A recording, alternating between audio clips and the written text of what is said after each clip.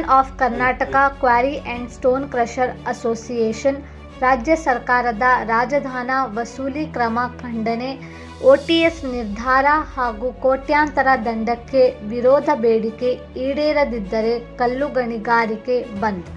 ರಾಜ್ಯ ಸರ್ಕಾರ ವಿಪರೀತವಾಗಿ ರಾಜಧನ ವಸೂಲಿ ಮಾಡುತ್ತಿರುವುದು ಖಂಡನೀಯ. ಸರ್ಕಾರದ ಸಂಪುಟ ಉಪಸಮಿತಿಯ ತೀರ್ಮಾನದಂತೆ ಒಂದು ಬಾರಿ ಇತ್ಯರ್ಥ ಓಟಿಎಸ್ ನಿರ್ಧಾರದ ಮೂಲಕ ಗುತ್ತಿಗೆದಾರರಿಗೆ ಕೋಟ್ಯಾಂತರ ರೂಪಾಯಿ ದಂಡ ವಿಧಿಸುತ್ತಿರುವುದನ್ನು union of Karnataka quarry and stone crusher association ವಿರೋಧಿಸಿದೆ. ಸಂಘದ ಅಧ್ಯಕ್ಷರಾದ ಡಿ ಸಿದ್ದರಾಜುರವರು ಪತ್ರಿಕಾಗೋಷ್ಠಿಯಲ್ಲಿ ಮಾತನಾಡಿದರು. ಓಟಿಎಸ್ ಅಂದರೆ ನಿಮ್ಗೆ ಹೇಳ್ತಾ ಇದ್ದೀವಿ, ಒನ್ ಟೈಮ್ ಸೆಟಲ್ಮೆಂಟ್. ಅವರು ಯಾವ ರೀತಿ ಒನ್ ಟೈಮ್ ಸೆಟಲ್ಮೆಂಟ್ ಮಾಡ್ತಾರೋ ನಮಗೆ ಗೊತ್ತಿಲ್ಲ. ಬಟ್ ಈಗಾಗಲೇ ಶೇಕಡ ನಮ್ಮ ಮಿತ್ರರು ಹೇಳ್ದಂಗೆ 80% ವರ್ಕ್ ಎಕ್ಸಿಕ್ಯೂಟಿವ್ನಲ್ಲಿ ಬಂದ ಹಣ ಸರ್ಕಾರಕ್ಕೆ ಮುಟ್ಟಿಸಿ ಆಗಿದೆ. 20% ಮಾಲೀಕರು ನಾವು ತುಂಬಿಸಿದ್ದೀವಿ. ಇವತ್ತು ರಾಜ್ಯ ಸರ್ಕಾರಕ್ಕೆ ನಾವು ಯಾರೂ ಬಾಕಿದಾರರಲ್ಲ. ಯಾಕೆಂದ್ರೆ ನಾವು 16 ಬಾರಿ ಸರ್ಕಾರದ ಗಣಿ ಇಲಾಖೆಯ ಕಾರ್ಯದರ್ಶಿಯವರಿಗೆ, ಮಾನ್ಯ ಮಂತ್ರಿಯವರಿಗೆ, ನಿರ್ದೇಶಕರಿಗೆ ಹಾಗೂ ಮುಖ್ಯಮಂತ್ರಿಯವರಿಗೆ ನಾವು ಸುದ್ದಿ ಮುಟ್ಟಿಸಿ ನಮ್ಮನ್ನು ಕರೆದು ಓಟಿಎಸ್ ಮಾಡಬೇಕಾದ್ರೆ ಉಪಸಮಿತಿ ಮುಂದೆ ನಮ್ಮನ್ನು ಒಂದು ಮೀಟಿಂಗ್ ಮಾಡಿ ಅಂದರೆ ಇದುವರೆಗೂ ನಮ್ಮ ಮಾಲೀಕರನ್ನ ಕಡೆಗಣಿಸಿ ಅವರು ತರಾತುರಿಯಾಗಿ ಏನು ಈ ಒಂದು ಓಟಿಎಸ್ ಮಾಡಕ್ಕೆ ಕೊಟ್ಟಿರೋ ಹುನ್ನಾರ ಏನು ಅಂತ ನಮ್ಗೆ ಅರ್ಥವಾಗ್ತಿಲ್ಲ. ಆದ್ದರಿಂದ ನಮ್ಮ ಉದ್ಯಮ ಬಂದ್ ಮಾಡಿ ನಾವು ಮುಂದಿನ ದಿವಸ ಪೂರ್ತಿ ಹೋರಾಟ ಮಾಡೋಕ್ಕೆ ನಾವು ಎಲ್ಲ ತೀರ್ಮಾನ ಮಾಡಿದ್ದೀವಿ. ಇವತ್ತು 30 ಜಿಲ್ಲಾ ಪದಾಧಿಕಾರಿಗಳು ಎಲ್ಲರೂ ಇಲ್ಲಿ ಸಭೆ ಸೇರಿರೋದು ಇದು ಓಟಿಎಸ್ ವಿರೋಧವಾಗಿ ಮಾತ್ರ. ಬೇರೆ ಯಾವುದೇ ವಿಚಾರ ಇದ್ರೂ ಮುಖ್ಯಮಂತ್ರಿಯವರು ನಮ್ಮ ನೆರವಿಗೆ ಬರಬೇಕು ಅಂತೇಳಿ ನಾನು ಸರ್ಕಾರಕ್ಕೆ ಮನವಿ ಮಾಡ್ಕೊಳ್ತಾ ಇದ್ದೀನಿ. ನನ್ನ ಹೆಸರು ಡಿ ಸಿದ್ದರಾಜು, ಅಧ್ಯಕ್ಷರು union of Karnataka stone crusher and quarry owners association. ಎಲ್ಲರಿಗೂ ನಮಸ್ಕಾರ. ನಮ್ಮ union of Karnataka quarry and stone crusher owners ಅಸೋಸಿಯೇಷನ್ನಿಂದ ನಾವು ಇವತ್ತು ಎಲ್ಲ ಪದಾಧಿಕಾರಿಗಳು 30 ಜಿಲ್ಲೆ ಪದಾಧಿಕಾರಿಗಳು ಎಲ್ಲರೂ ಕೂತ್ಕೊಂಡು ಮೀಟಿಂಗ್ ಮಾಡಿ ಇವತ್ತು ನಾವೊಂದು ಪತ್ರಿಕೆ ಘೋಷಣೆ ಮಾಡ್ತಾ ಇದ್ದೇವೆ. ಈ ಸರ್ಕಾರ ಏನು ಒನ್ ಟೈಮ್ ಸೆಟಲ್ಮೆಂಟ್ ಮಾಡಬೇಕು ಅಂತ ಒಂದು ನಿರ್ಧಾರ ಮಾಡಿದೆ, ಕ್ಯಾಬಿನೆಟ್ದಲ್ಲಿ ಅಪ್ರೂವಲ್ ಮಾಡಿದೆ. ಕ್ಯಾಬಿನೆಟ್ ಸಬ್ ಕಮಿಟಿದಲ್ಲಿ ರೆಕಮೆಂಡೇಶನ್ ತಗೊಂಡು ಕ್ಯಾಬಿನೆಟ್ದಲ್ಲಿ ಅಪ್ರೂವಲ್ ಆಗಿದೆ. CAGದವರು ಸರ್ಕಾರ ಮೇಲೆ, ಬೇರೆ ಬೇರೆ ಇಲಾಖೆ ಮೇಲೆ, ವರ್ಕ್ ಎಕ್ಸಿಕ್ಯೂಟಿವ್ ಡಿಪಾರ್ಟ್ಮೆಂಟ್, ಏಜೆನ್ಸೀಸ್ ಮತ್ತು ಮೈನ್ಸ್ ಆ್ಯಂಡ್ ಜಿಯಾಲಜಿ ಡಿಪಾರ್ಟ್ಮೆಂಟ್ ಮೇಲೆ ಏನೋ ಒಂದು ರಿಮಾರ್ಕು, ನೀವು ಸರಿಯಾಗಿ ಪಾಲಿಸೀಸ್ ಇಂಪ್ಲಿಮೆಂಟ್ ಮಾಡ್ತಾ ಇಲ್ಲ, ನೀವು ಕಾನೂನ ಒಂದು ಮಾಡಿ ಪ್ರಾಕ್ಟೀಸ್ನಲ್ಲೇ ಬೇರೆ ಒಂದು ಸಿಸ್ಟಮ್ ಮಾಡ್ಕೊಂಡಿದ್ದ ಅಂತ ಹೇಳಿ CAGದವರು ಅಬ್ಜೆಕ್ಷನ್ಸ್ ರೇಸ್ ಮಾಡಿದ್ದಕ್ಕೆ ಎಲ್ಲಿಯೋ ಇದು ನಮ್ಮ ಮೇಲೆ ಗಂಡಾಂತರ ತರ್ತಾ ಇದ್ದಾರೆ. This is totally the fault of the departments, ವೇಡಾಸ್ and total lapse of the policy. ಅಂದರೆ ಪಾಲಿಸಿ ಪೇಪರ್ ಮೇಲೆ ಒಂದು ಮಾಡಿ ಪ್ರಾಕ್ಟೀಸ್ನಲ್ಲಿ ಬೇರೆ ಸಿಸ್ಟಮ್ ಇಟ್ಟು ಹೇಗೆ ಮಾಡಿದ್ದಾರೆ ಅಂತಂದರೆ 70% ವರ್ಕ್ ಎಕ್ಸಿಕ್ಯೂಟಿವ್ ಡಿಪಾರ್ಟ್ಮೆಂಟ್ ಏಜೆನ್ಸೀಸ್ ಮುಖಾಂತರ ಅಲ್ಲಿ ಕಾಂಟ್ರಾಕ್ಟರ್ಸ್ ಬಿಲ್ದಲ್ಲೇ ಡಿಡಕ್ಟ್ ಮಾಡ್ತಾರೆ. ನಮಗೆ 40 ವರ್ಷದಿಂದ ಅಂದರೆ 30 ವರ್ಷ 1994ದಲ್ಲಿ ಏನು ರೂಲ್ಸ್ ಮಾಡಿದ್ರು, ಆ ರೂಲ್ಸ್ ನಂತರ ರೂಲ್ 40 ಪ್ರಕಾರ ನಮಗೆ ವರ್ಷ ನಮಗೆ ನಮ್ಮ ಕ್ರಷರು ಕ್ವಾರಿ ಮೇಲೆ ಬಂದು ಆಡಿಟ್ ಮಾಡಿದ್ದಾರೆ ರೂಲ್ 40 ಪ್ರಕಾರ. ಮತ್ತು 30% ಅಂದರೆ ಏನು ವೇಡಾಸಿಂದ ಏನು ಬಂದಿದೆ ಅದನ್ನು ಬಿಟ್ಟು ಉಳಿದು ನಾವೇನು ಪ್ರೈವೇಟ್ ಆಗಲಿ, ಮನೆ ಕಟ್ಟೋರಾಗಲಿ, ಕಮರ್ಷಿಯಲ್ ಕಾಂಪ್ಲೆಕ್ಸ್ ಆಗಲಿ ಅಂತ ಅದಕ್ಕೆ ಏನೋ ಸಪ್ಲೈ ಮಾಡಿದ್ದೇವೆ. ಏನು ಇದನ್ನು ಖನಿಜ ಸಂಪತ್ತು ನಾವು ಕೊಟ್ಟಿದ್ದೇವೆ, ಅದಕ್ಕೆ ನಮಗೆ ಆಡಿಟ್ ಮಾಡ್ಕೋತ ಬಂದಿದ್ದಾರೆ, ಡಿಮಾಂಡ್ ರೇಸ್ ಮಾಡ್ಕೋತಾ ಬಂದಿದ್ದಾರೆ, which is correct in practice. ಆದರೆ ರೂಲ್ಸಲ್ಲೇ ಬೇರೆ ನೀತಿ ಇಟ್ಟುಕೊಂಡು ಪ್ರಾಕ್ಟೀಸಲ್ಲೇ ಬೇರೆ ಇದ್ದಿದ್ದರಿಂದ ಇದು ತುಂಬ ಸ್ವಲ್ಪ ಕನ್ಫ್ಯೂಷನ್ ಆಗಿ ಇಲ್ಲಿಗಲ್ಲು ಕೆಲವೊಂದು ಸೋರ್ಸ್ ಮಾಡಲಿಕ್ಕೆ ಅನುಕೂಲ ಈ ಸರ್ಕಾರನೇ ಮಾಡಿಕೊಟ್ಟಿದೆ. ಇದಕ್ಕೆ ನಮಗೆ ಏನು ಮಾಡ್ತಾ ಇದ್ದಾರೆ ಅಂತಂದರೆ ಲೀಗಲ್ ಮಾಡೋರಿಗೆ ಬಲಿ ಪಶು ಮಾಡ್ತಾ ಇದ್ದಾರೆ. We are being ವಿಕ್ಟಮೈಸ್.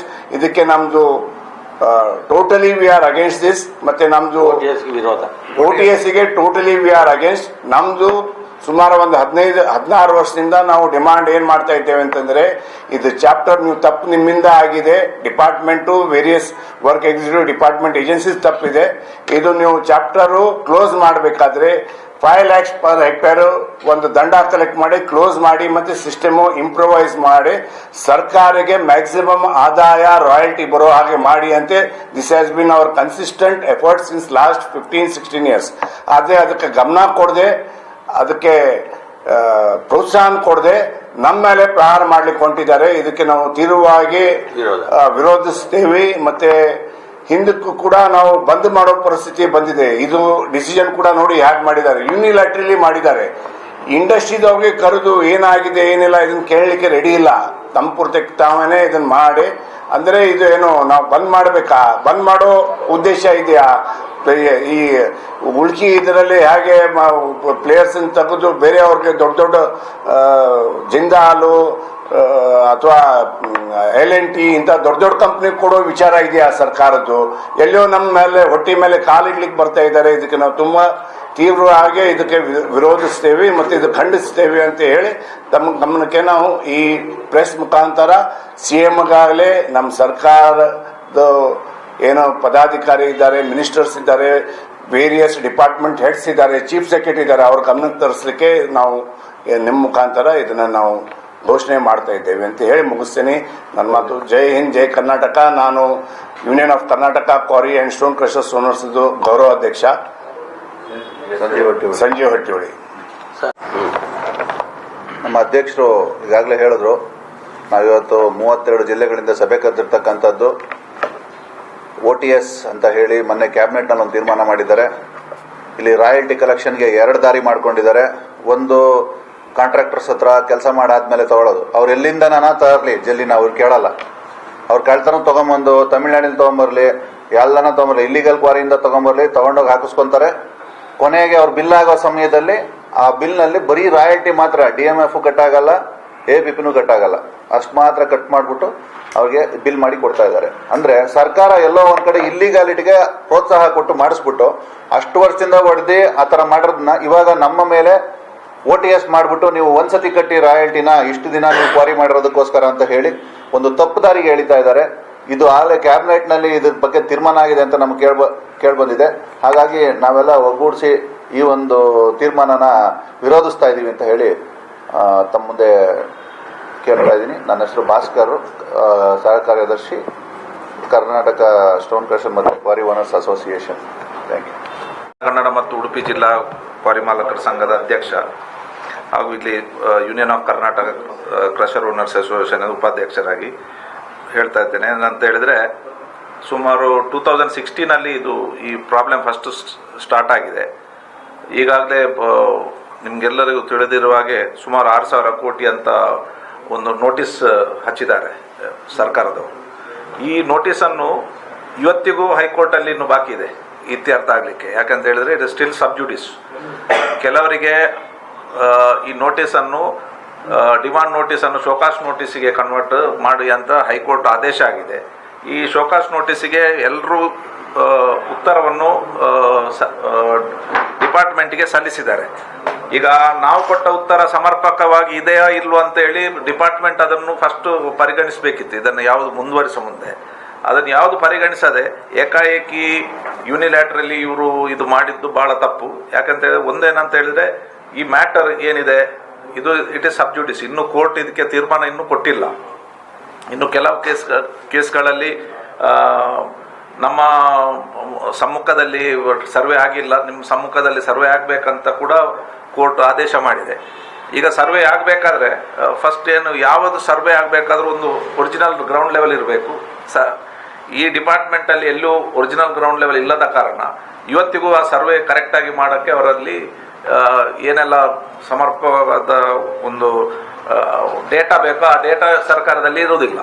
ಈ ಥರದ್ದು ಗೊಂದಲ ಇರುವಾಗ ಇದನ್ನು ಇದಕ್ಕೆ ಒಮ್ಮೆ ಇತಿಶ್ರೀ ಹಾಡು ಅಂತ ಹೇಳುವ ಒಂದು ನಿಟ್ಟಿನಲ್ಲಿ ನಾವು ಸುಮಾರು 7-8 ವರ್ಷದಿಂದ ಸರ್ಕಾರದ ಮುಂದೆ ಇದೊಂದು ಬೇಡಿಕೆ ಇಟ್ಟಿದ್ದೇವೇನಂತ ಹೇಳಿದರೆ, ನಮಗೂ ಈ ತಲೆನೋವು ಬೇಡ, ಸರ್ಕಾರಕ್ಕೂ ಒಂದು ಇದಾಗಿ ಒಂದು ಕ್ಲೀನ್ ಸ್ಲೇಟ್ ಆಗಿ ನಾವು ಮುಂದುವರಿಯುವಂತ ಹೇಳುವ ನಿಟ್ಟಿನಲ್ಲಿ 5 ಲಕ್ಷ ರೂಪಾಯಿ ಹೆಕ್ಟೇರ್ಗೆ ನೀವು ಹಾಕುದಿದ್ರೆ ನಾವು ಅದಕ್ಕೆ ತಯಾರಿದ್ದೇವೆ ಕಟ್ಟಲಿಕ್ಕೆ. ಇದಕ್ಕೆ MMDR ಆ್ಯಕ್ಟ್ ಅಲ್ಲಿ ಕೂಡ ಒಂದು ಅಂಶ ಇದೆ, ಅದನ್ನು ಕಟ್ಟಿಸಿಕೊಂಡು ಒನ್ ಟೈಮ್ ಸೆಟಲ್ಮೆಂಟ್ ಅಂತ ಹೇಳ್ತಾ ಇರೋದು ಇದು.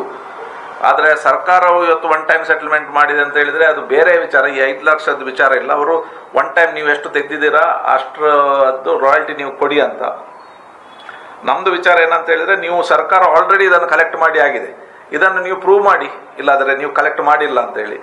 ಸುಮಾರು ನಮ್ಮದು ಈ ಬೇಡಿಕೆಗೆ ಬೇಕಾಗಿ 2016 ಹಲವು ಪ್ರೊಸೀಡಿಂಗ್ಸ್ ಮಾಡಿದ್ದಾರೆ ಡಿಪಾರ್ಟ್ಮೆಂಟ್ನವರು. ಎಲ್ಲ ವೇಡರ್ಸ್ ವರ್ಕ್ ಎಕ್ಸಿಕ್ಯೂಟಿಂಗ್ ಏಜೆನ್ಸೀಸ್ ಅವರನ್ನು ಕರೆದು ನೀವು ಈ ಥರ ಮಾಡಬಾರ್ದು, ಇನ್ನು ಮಾಡಿದರೆ 5 times ಅಲ್ಲಿ ಮಾಡಬೇಕಂತೇಳಿ ಆಲ್ರೆಡಿ ಅವರಿಗೆ ಆದೇಶ ಕೊಟ್ಟಿದ್ದಾರೆ. ಆದರೂ ಇವತ್ತಿಗೂ ಈ ಅರೇಂಜ್ಮೆಂಟ್ ಏನಿದೆ ಬಿಲ್ಲಲ್ಲಿ ಕಟ್ ಮಾಡೋದು ಅದು ನಡೀತಾ ಇದೆ. ಹೀಗಾಗಿ ನಡೀತಾ ಇರುವಾಗ ಅಲ್ಲಿ ಇದು ಡಬಲ್ ಟ್ಯಾಕ್ಸೇಷನ್ ಆಗುತ್ತೆ. ಅಲ್ಲಿ ಆಲ್ರೆಡಿ ನೀವು ಕಲೆಕ್ಟ್ ಮಾಡಿದ್ದೀರಾ, ಅದನ್ನು ಮತ್ತೆ ನಮ್ಮ ಹತ್ರ ಪುನಃ ಈಗ ಪ್ರೆಷರ್ ಹಾಕಿ ಬ್ಲ್ಯಾಕ್ ಮೇಲ್ ಟ್ಯಾಕ್ಟಿಕ್ಸ್ ಯೂಸ್ ಮಾಡಿ ಮಾಡೋದು ಸರಿಯಲ್ಲ. ಇದಕ್ಕಾಗಿ ನಾವು ತೀವ್ರ ವಿರೋಧವನ್ನು ನಾವು ವ್ಯಕ್ತಪಡಿಸ್ತೇವೆ. ಹಾಗೆ ನಮ್ಮ ಅಧ್ಯಕ್ಷರು ಹೇಳಿದಾಗೆ ಎಲ್ಲದಕ್ಕೂ ನಾವು ಸ್ಟ್ರೈಕ್ ಮಾಡಿ ನಮ್ಮ ಕೂಗು ಆಗಬೇಕಂತೇಳಿ ನಮಗೆ ಬೇರೆ ದಾರಿ ಇರೋಲ್ಲ, ನಾವು ಸ್ಟ್ರೈಕೇ ಮಾಡಬೇಕಾಗ್ತದೆ. ನಾವು ಒಂದು ಸ್ಟ್ರೈಕ್ ಮಾಡದೆ ನಮ್ಮ ಕರೆ ಏನುಂಟು ಇದನ್ನು ಪರಿಗಣಿಸಿ ಸಬ್ ಕಮಿಟಿ ಹಾಗೂ ಮುಖ್ಯಮಂತ್ರಿಯವರು ಕೂತು ನಮ್ಮನ್ನು ಆಲಿಸಿ ನಮ್ಮದೇನು ಉಂಟಂತ, ನಮ್ಮ ಸಮಸ್ಯೆ ಏನು ಉಂಟಂತ ಆಲಿಸಿ ಇದಕ್ಕೆ ಒಂದು ಪರಿಹಾರ ಕೊಡಬೇಕಂತ ನಾವು ಸಂಘದ ವತಿಯಿಂದ ವಿನಯಪೂರ್ವಕವಾಗಿ ವಿನಂತಿ ಮಾಡ್ತೇವೆ.